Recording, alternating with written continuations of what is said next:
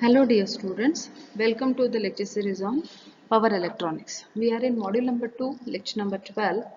Here what happens is, we have seen in the last class what is called as introduction to thyristors. So in the thyristors introduction we have seen what is a SCR, how it is being constructed and how the device will get turn on and what is its structure.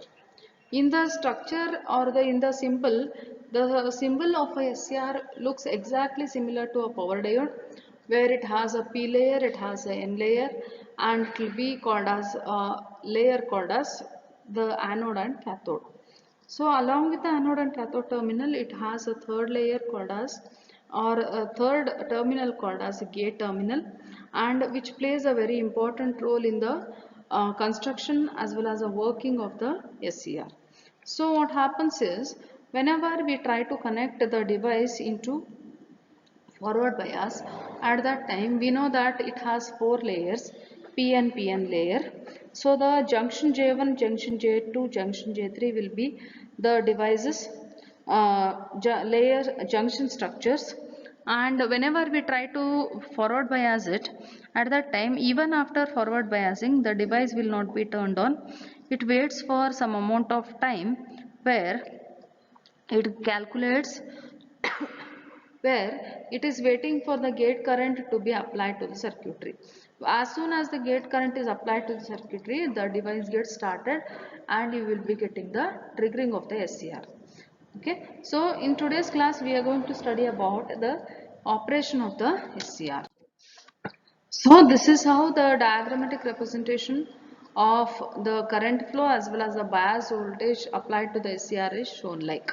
So what happens is, here you can see that symbolically it is represented as the device is getting a positive power supply at the anode side and negative on the cathode side, by which the junction J1 and junction J3 will be forward biased and junction J2 will be reverse biased.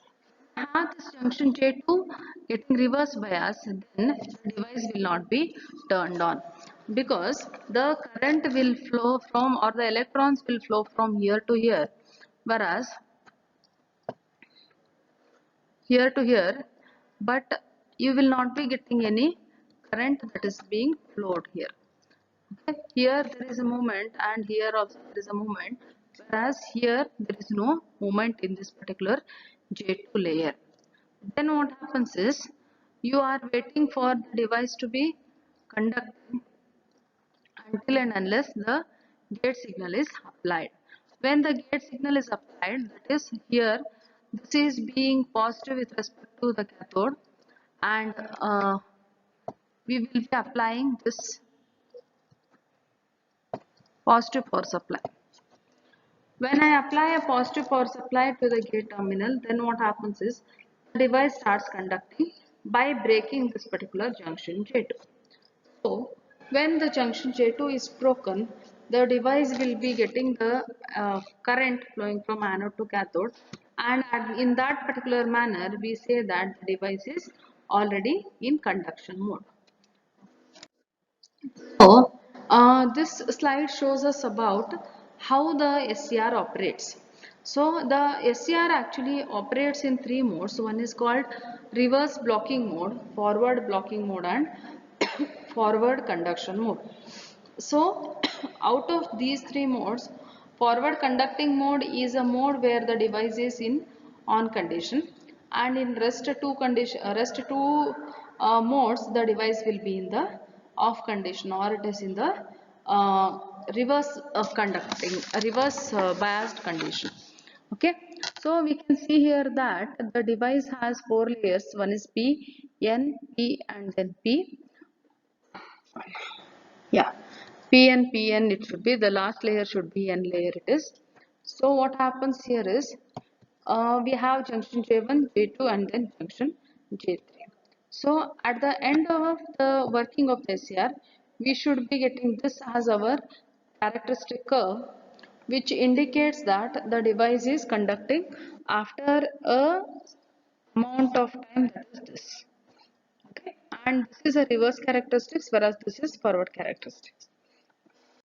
So we'll look at one by one what is happening in the forward blocking mode, conduction mode, and reverse blocking mode. We can see that in forward blocking mode, anode and cathode is connected to the power supply. Anode is connected with a positive power supply and cathode is connected with a negative power supply. And we can see that the gate terminal is not connected with the power supplies anywhere. So because of this, what happens is the junction J1, which is forward biased, and junction J2, which is reverse biased, and junction J3, which is also forward biased.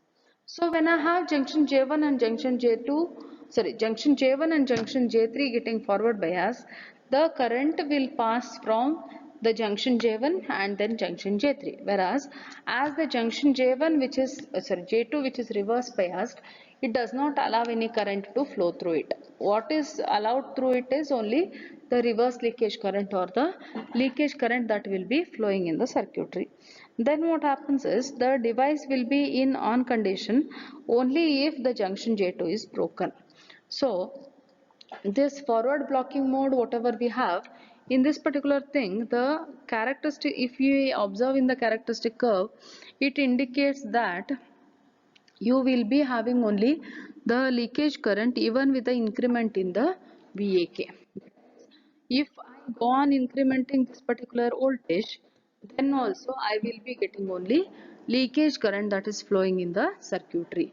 So this leakage current is because of the minority charge carriers what are crossing the junction between the junction J2. Okay, whereas junction J1 and junction J3 both are forward biased and the current will be passing through them. So this is what is about forward blocking mode, where it allows only leakage current to flow through. So in this particular characteristics, whatever we are seeing here, this mode is called as the forward blocking mode.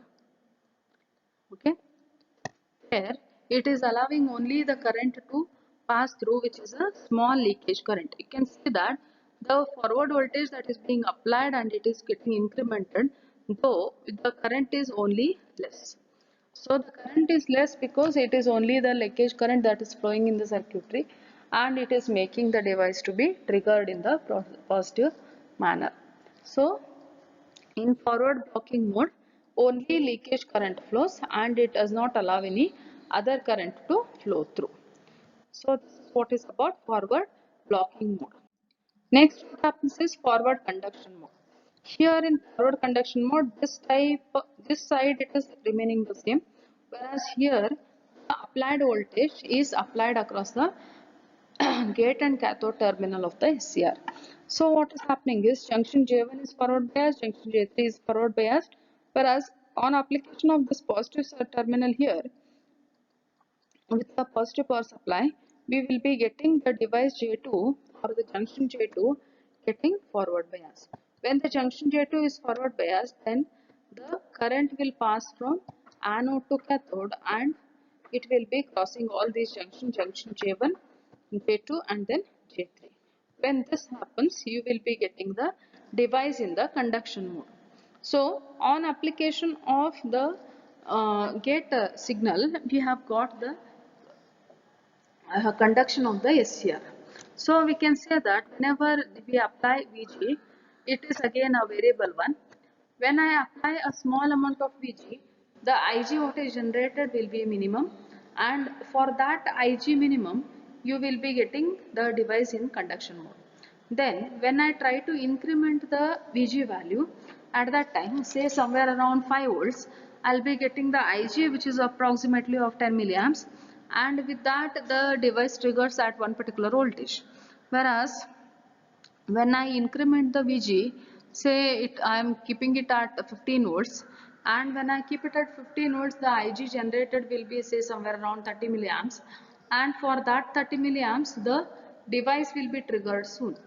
So it indicates that as and when I go on changing the VG, I'll be making the device getting triggered at a earlier stage. That means higher the IG, the device will be getting triggered sooner and sooner. So this is what is about forward conduction mode.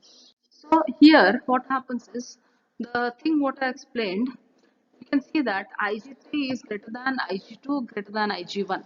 That means if I apply Vg such that the value Ig1, Ig2, Ig3 are going to vary.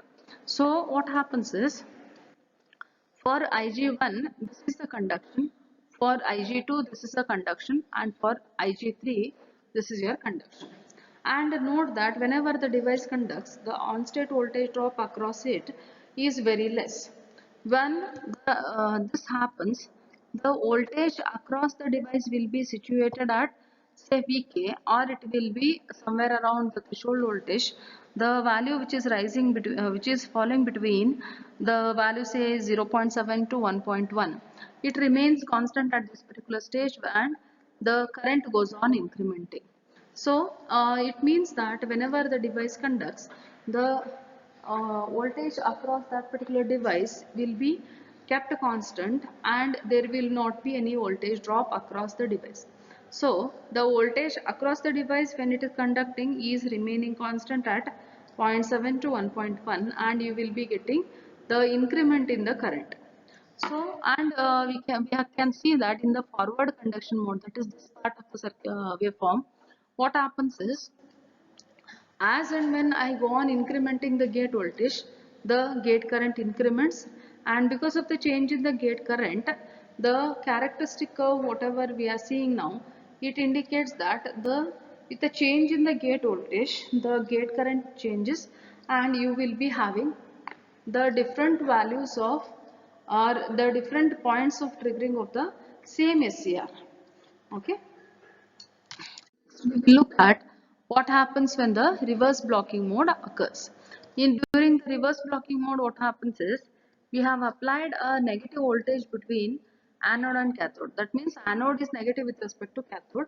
So anode is applied with a negative power supply and cathode is applied with a positive power supply. Because of which the junction J1, the junction J3 are reverse biased, and the junction J2 is forward bias. With the junction J2 getting forward bias, we will be allowing the current to pass through it, whereas junction J1 and junction J3, the two are reverse biased. When the device is reverse biased, it allows only minority carriers to pass through it, and the value will be a reverse leakage current.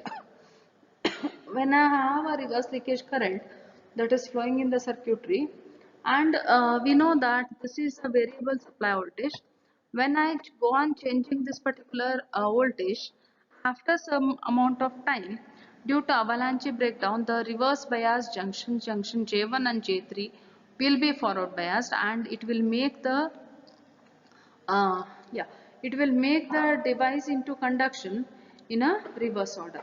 But this is not the safe way to trigger the SCR in the reverse order, and you will be getting a larger amount of current flowing in the reverse direction. So this is an animation which tells us that even after the application of the forward bias voltage between anode and cathode, see here it is getting applied and the device will not be on, and the lamp is the load. This will not be on, only this is on only when the gate supply voltage is applied. Okay, have a look at it.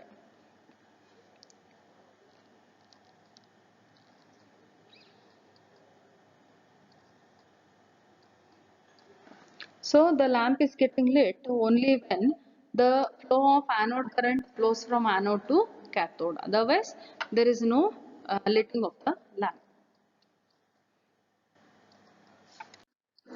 This is the VI characteristics of the SCR.